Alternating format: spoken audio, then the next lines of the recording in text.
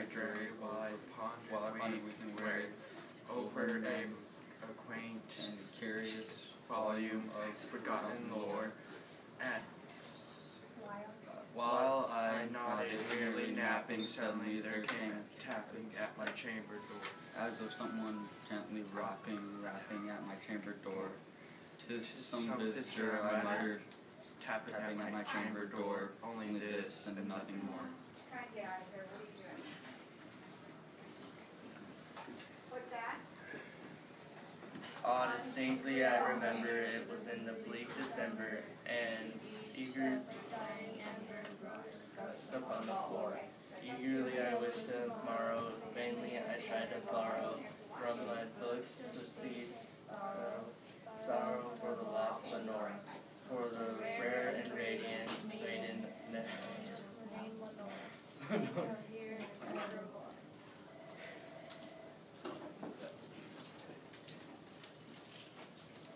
And the sad, silken, uncertain rustling of each purple curtain filled me with fantastic terrors never felt before. So that now to still the beating of my heart, I stood repeating, "'Tis some visitor entreating entrance at my chamber door. Some late visitor entreating entrance at my chamber door. This it is and nothing more."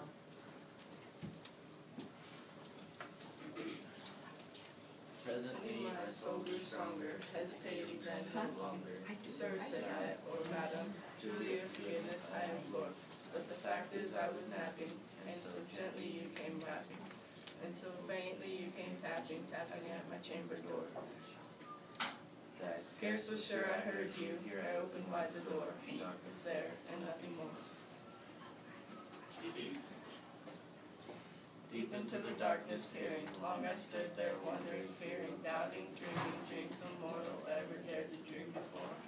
The silence was unbroken, and darkness gave no token, and the only word there spoken was the whispered word Lenore.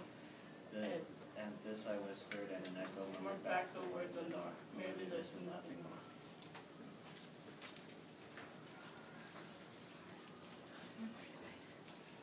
Then to church returning, all my soul within me burning. Soon again I heard a tapping, somewhat louder than before. "Surely," said I, "surely there is something at my window lattice. Let me see then what thereat is, and this mysteries explore. Let my heart be still a moment, and this mysteries explore. 'Tis the wind and nothing more." Opening here, I flung the shutter, when with many a flirt and flutter, and there sat the stately raven of the saintly days of yore. Not the least obeisance made he, not an instant stopped or stayed he, but with mien of lord or lady, perched upon my chamber door, perched upon a bust of Pallas, just above my chamber door, perched and sat and nothing more.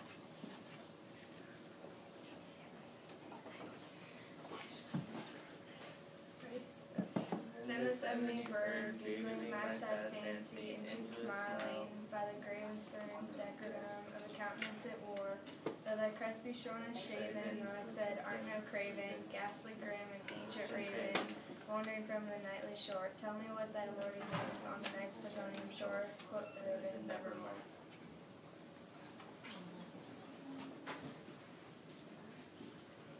Much marvelous and gaily foul to hear Discourse so plainly, through its answer little meaning, little and small, for we cannot help agreeing with looks of the mirror reading.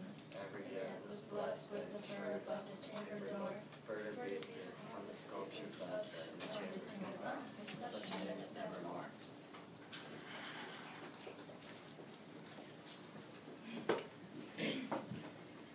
But the raven sitting lonely on the placid bust spoke only that one word, as if his soul in that one word he did outpour.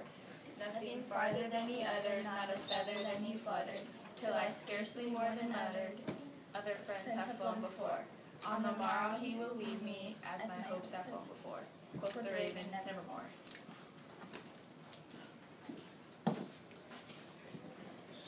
Wondering at the stillness broken by reply so aptly spoken, doubtless said I, what it utters is its only stock and store. not from some unhappy master whom a merciful disaster followed fast and followed faster, so in hope he would adjure. Stern despair returned, said of sweet hope he dared adjure. Thus that answer nevermore.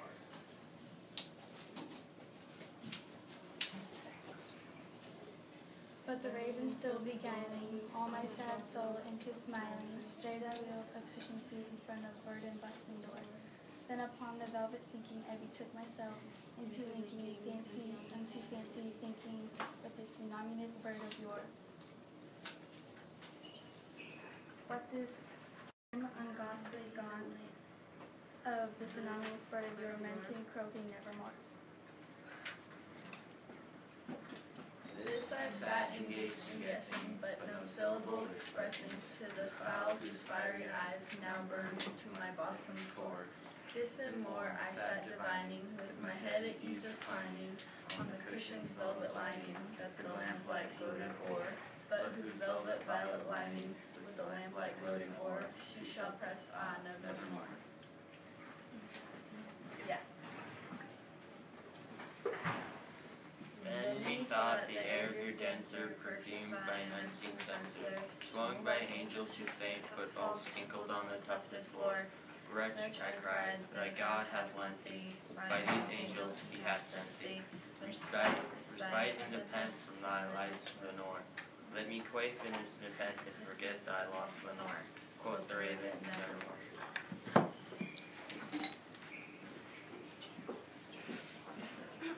Prophet, said I, thing of evil, prophet still, if bird or devil, whether tempter sent, or whether tempests toss thee here ashore. Desolate ye all undaunted, on this desert land enchanted, on this home by horror haunted. Tell me truly, I implore, is there balm in Gilead?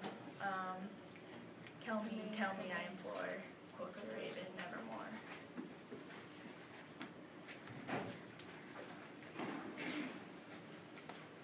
Prophet, said I, thing of evil, prophet still, if bird or devil, by that heaven that bends above us, and that God we both adore. Tell the soul with sorrow laden if, within the distant Eden, it shall clasp a sainted maiden, whom the angels name Lenore.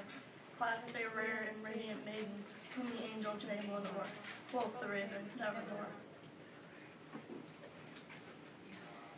Be that word or sign of parting, bird or fiend, I shrieked upstarting. Get thee back into the tempest and the nice Plutonian shore. Leave no black plume of the sign of that soul. Leave no sign that lie thy soul hath spoken. Leave my loneliness unbroken. Quit the bust above my door. Take thy beak from out my heart, and take thy form from off my door. Quoth the raven nevermore. Yes, last one. And the raven, never flitting, still a sitting, on that pallid bust of Pallas just above my chamber door. And his eyes have all the seeming of a demon that is dreaming, and the lamplight o'er him streaming throws a shadow on the floor. And my soul from out that shadow that lies floating on the floor shall be lifted nevermore. Very